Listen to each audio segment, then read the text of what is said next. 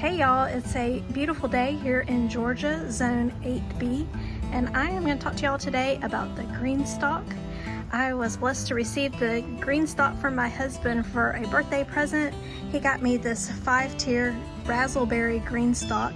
Unfortunately, the Razzleberry was only for a certain season and they've discontinued it for right now, but I'm sure if everybody wants it and you ask them, they'll bring it back.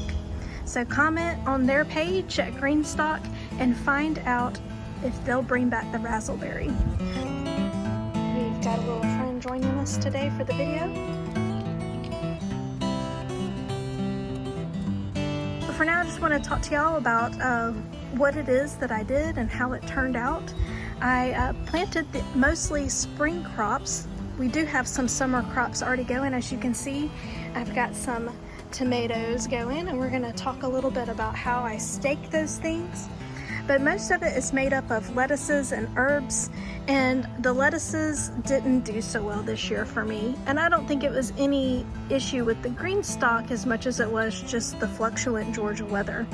We had a really hot spell back in the beginning of March, and right as these seeds were germinating and coming out, it got super hot, too hot for what spring crops typically like. Like, we were in the 90s, and so they just really struggled and didn't ever really recover. The other thing, if you can't tell, or if you're not from Georgia, or I would love to hear if this is an issue where you're at, pests are a huge problem here in Georgia. I typically don't grow food. I've taken off from growing food for probably 3 years now because I tried so many times and was unsuccessful that I just got frustrated. But after getting the garden stock for a birthday gift, I thought, I'm going to give it a try again. And I will say I am pleased with it overall. But let me show you what I'm talking about. So here you can see this is Super Bell's Over Easy, and it really loves its spot. They don't really love a lot of moisture and free draining soil, which we do not have here in Georgia. We have clay, and so they love the easy access, the way it dries out. There's additional drain holes in the bottom of each of the pockets, and so it is just really loving life right now.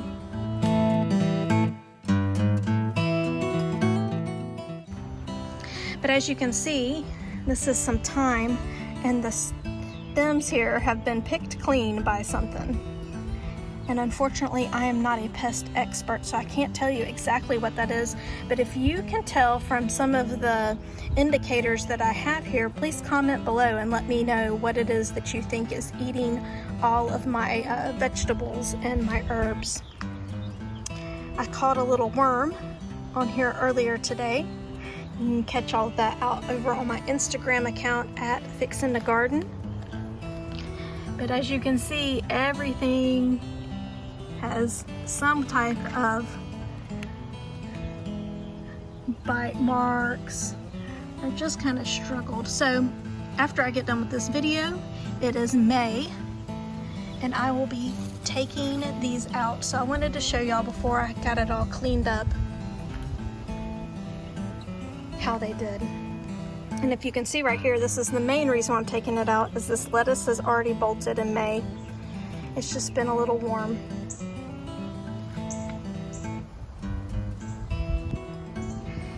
I planted these marigolds in here hoping that it would help deter the pest, because I had heard they were a great natural pest control.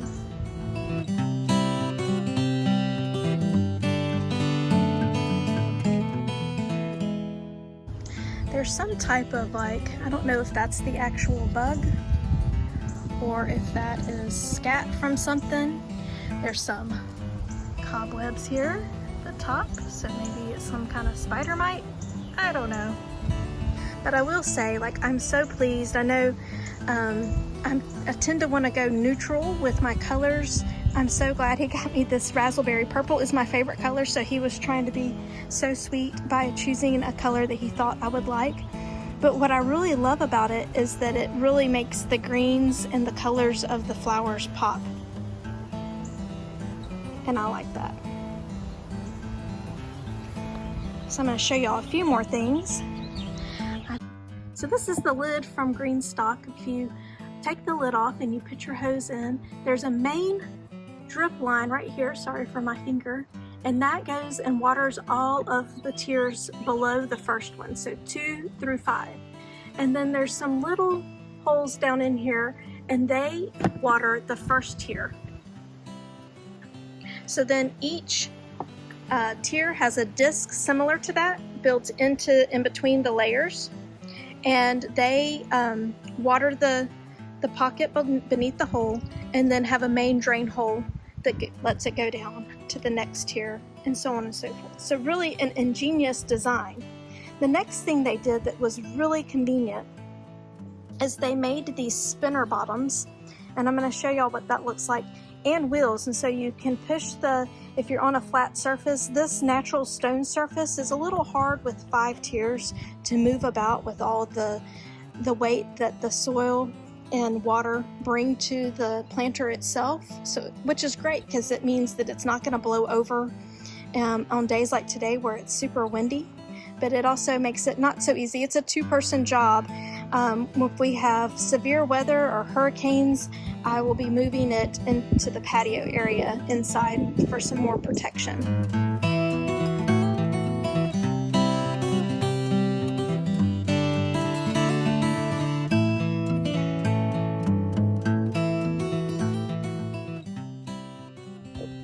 So I said I would show y'all how I got my tomato plants staked using the GreenStalk. They have some trellis systems you can get, but I saw from a fellow YouTuber, and I wish I knew who that was because it's been a really long time. But it was such a great idea that I wanted to share it with you. I hope this wasn't their original idea, but I will say it wasn't mine. But that's what we do here on YouTube, is we're a great community that can share our garden knowledge with each other. And what they did was they used the method where you're pruning up the bottom of your tomato plant. And I just pruned it up a little ways. I mean, wasn't super precise about it. And I may actually even take off a little bit more, but that's beside the point. So what I got here, and you can use anything that's not really gonna rub or damage your stalk. But what I have here is this, it's a 150-foot roll.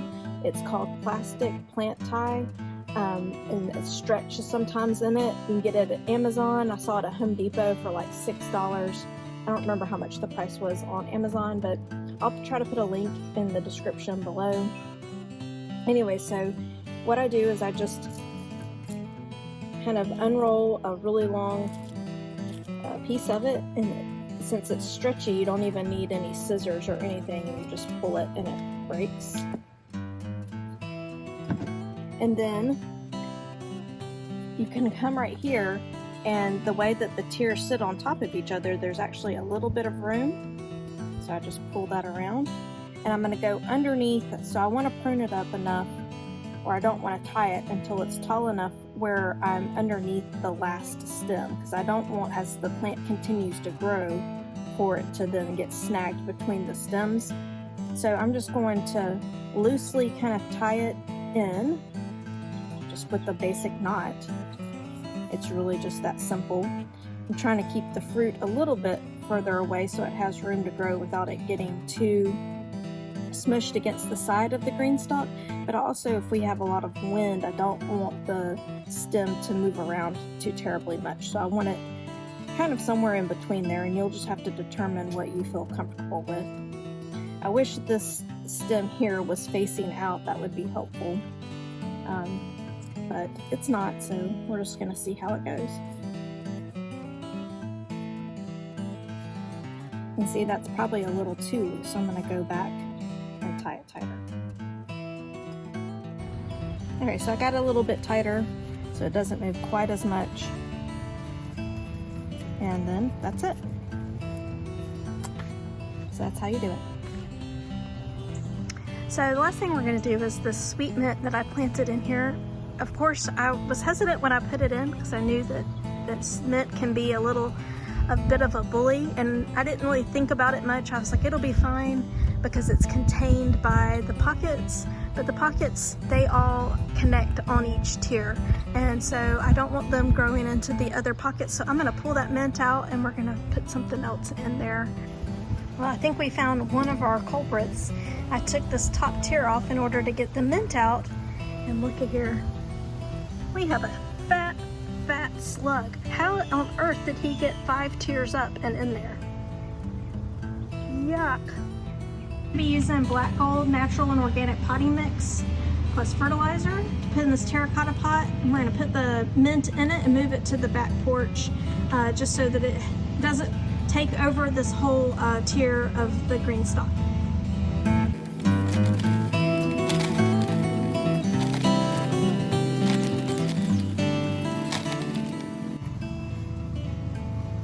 Oh my goodness, y'all, look at this root.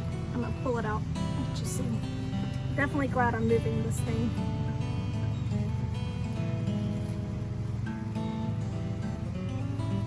As you can see up at the tag, I just had it in since the end of March, and it really has taken hold. I'm trying not to disturb all the other seeds. Look at that. Alright, while I have it out, I'm going to go ahead and take out all this little dead leaf material that's here at the bottom. Just try to clean it up as much as possible. It's got a really healthy root system. As you can see, it was already trying to send out suckers, so I'm glad I caught it in time. And I'm just going to put it in the pot, making sure to grab all of the roots and stick them in there. Just pack it all in there. I don't know how long it'll be able to stay in a pot this size as quickly as it's growing.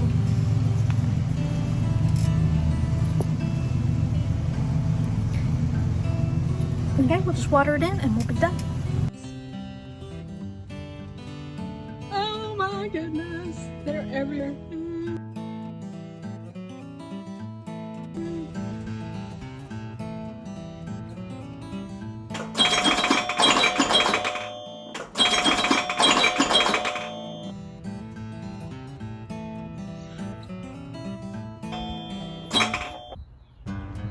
So now after that revelation that we had no idea, I'm glad that my friend suggested that we take them all apart once we saw the first slug, because as you could see, slugs are absolutely everywhere. So I put in a little sluggo after I removed the spring plants, and hopefully that'll keep them out. How on earth did they get in there in the first place?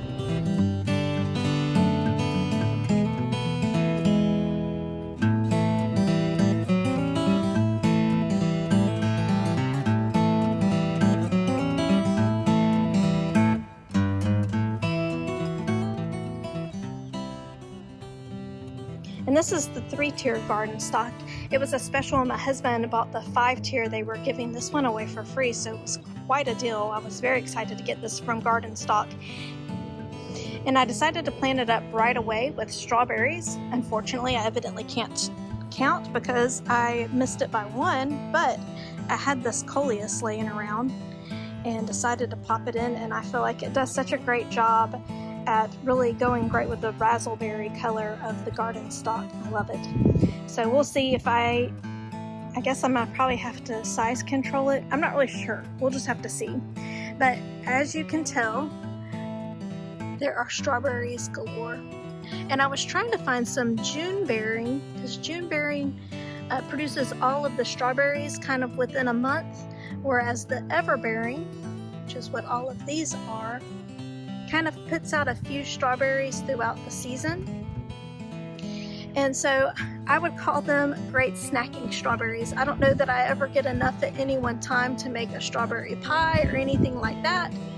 So if you're looking for that type of production, you want to make jams, preserves, and put up, then you may want to look for the June bearing. But if you like the idea of having some snacks while you're out in the yard gardening, I would highly suggest the everbearing. Here I have, they didn't have a name on them. They came from a big box store. They were from, I think, Bonnie's. Let me see, I think I wrote it on here. No, that's not it. here it is. Save your tags, folks. It's a Miracle Grow, yeah, a Bonnie plant. It doesn't say though what kind it is other than it was everbearing. So half of these are those and the other half are Ozark Beauty. Ozark Beauty. I've been really pleased with both the varieties though.